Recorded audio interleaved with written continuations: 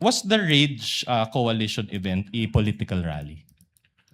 Palagay ko po, sapagkat ang nandoon po ng mga political party po ng PDP Laban at yung pong reforma na pinamumunuan po ng dating Speaker Bebot Alvarez. All right. And as a lawyer and as a former dean ba, director or current dean?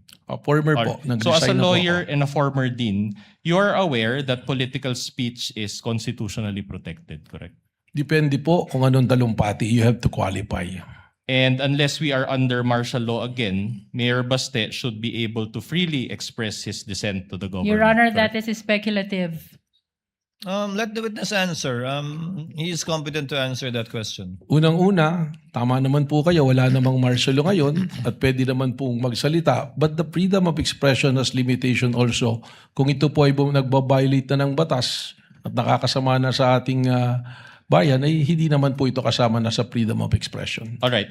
But my question to you is this. Did he directly urge the people to overthrow the government in that rally?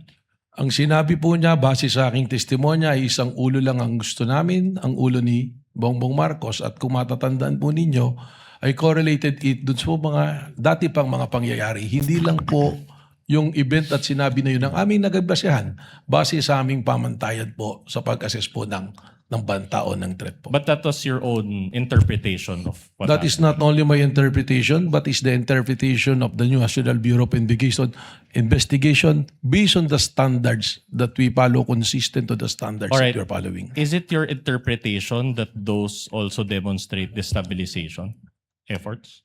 Please repeat, pakiulit mo, Is it sir. also the NBI's interpretation that those remarks constitute destabilization? Argumentative, Your Honor. No, if the witness can If he answer. knows, Ano pong particular na sinabi? That speech by Mayor Baste, in general. Yung pong kanyang sinabi na ang ulo lamang ni Bongbong Marcos ang kailangan namin at sabi ko nga, in correlation to the other events, applying the 5-factor standards that we have been using, which is recognized by other jurisdiction, doon po kami nagkaroon po ng konklusyon. Sorry, Director, I didn't quite get your answer. So, are you saying that that's destabilization or no destabilization? Misleading, Your Honor. no, the director hasn't answered yet. He cited the basis, but cut short of answering the question. So, is it based on the 5 pillars of your investigation, Director?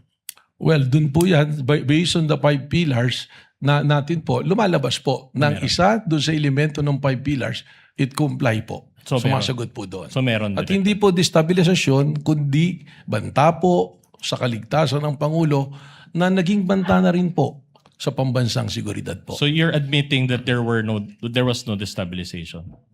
Argumentative, Your Honor. No, it's connected to the question, Your Honor. Previous Counsel, the question. witness has answered for the appreciation of the senator judges. You may proceed to a similar question or move on to another topic.